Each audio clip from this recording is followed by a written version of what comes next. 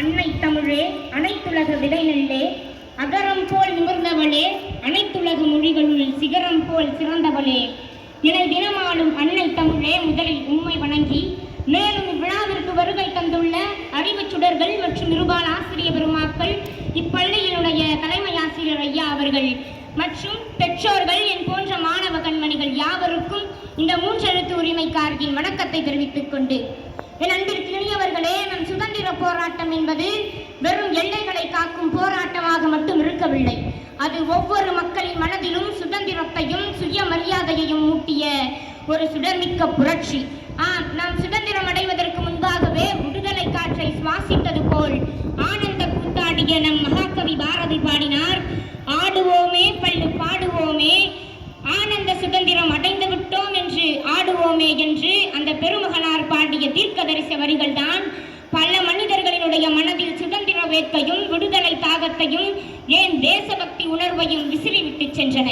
அன்பிற்கினியவர்களே, கத்தியின்றி ரத்தமின்றி யுத்தம் ஒன்று வருகிறது என்று நாமக்கல் கவிஞரும், செக்கெழுத்து தன் வாழ்வையை அர்ப்பணித்த வ.உ.சி.யும், தன் உயிரே நீர்த்த பொழுதும் தேசிய கொடியை கீழே விழாமல் மேலே உயர்த்தி பிடித்த நம் கொடிக்காத்த குமரனும் மற்றும் வந்தே மாதரம் என்ற ஒற்றை சொல்லை தன் மூச்சாக கொண்டு வாழ்ந்த பல தியாகிகளும் நம் மண்ணிற்கு சுதந்திரம் பெற்று தந்தார்கள் என்றால், அந்த சுதந்திரம் ஒவ்வொரு மனிதருக்கும் கிடைக்க வேண்டும் என்று சமுதாய சுதந்திரத்திற்கு வடிவம் கொடுத்தவர் நம் புரட்சியாளர் டாக்டர் அண்ணல் அம்பேத்கர் அவர்கள்.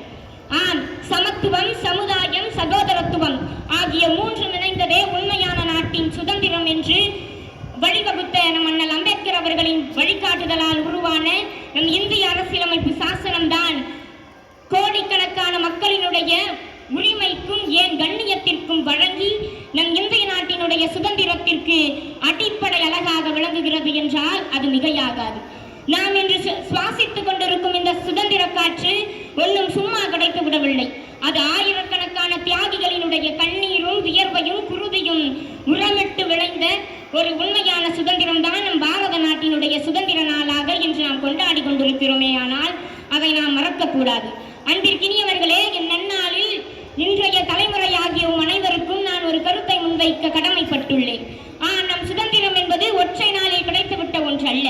அது பல தலைமுறைகள் கடந்து நிதானமாக இருந்து மனம் தளராதபடிக்கு பல முயற்சிகளில் தாண்டி பெற்ற ஒரு வெற்றி தான் நம் சுதந்திரம்.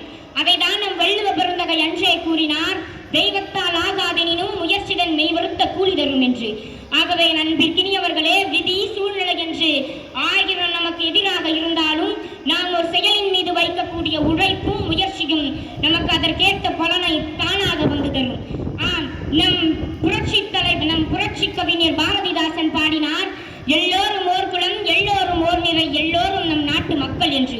அதற்கேற்ப அன்றைய தியாகிகள் நமக்கு போராடி அந்நியர்களின் அடக்குமுறைகளில் இருந்தும் நம் சமூகத்தினுடைய ஏற்றத்தாழ்வுகளில் இருந்தும் நம்மை விடுவித்தார்கள். ஆனால் இன்று எதிர்மறையான எண்ணங்களில் இருந்து நம்மை நாமே விடுவிப்பதற்காகவே போராட வேண்டும் என்ற நிலை வந்துவிட்டது. ஆகவேதான் கூறுகிறேன், நம் தியாகிகள் பட்ட கஷ்டத்திற்கும் அவர்கள் நமக்கு பெற்று தந்த இந்த சுதந்திர தினத்தையும் இன்று ஒரு நாள் கொடியேற்றி கொண்டாடிவிட்டால் மட்டும் போராது. நாம் தினம் தினம் அவர்களினுடைய நம் நாட்டின் பற்றையும் அனைவரும் நம் மனதில் நினைவு கூற வேண்டும் என கூறி, கடமை என்பது நம்மால் முடிந்தவரை செய்வது அல்ல, முயற்சி என்பது நம் இலக்கு முடியும் வரை செய்வது என கூறி விடைபெறுகிறேன். நன்றி, வணக்கம்.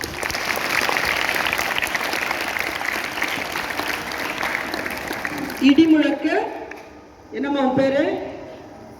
இடிமுழக்க பேச்சாளர். அவங்க ஒரு பட்டப்பேர் இருக்குது இங்க நம்ம அரக்கோணத்துல, நம்ம டிஸ்ட்ரிக்ட் அந்த பேர் அந்த அம்மாவுக்கு வழங்கியிருக்காங்க. இடிமுழக்க பேச்சாளர் அவர்களுக்கு அனைவரின் சார்பாகவும் மனமார்ந்த நன்றியை தெரிவித்துக் கொள்கிறோம். தேங்க்யூ.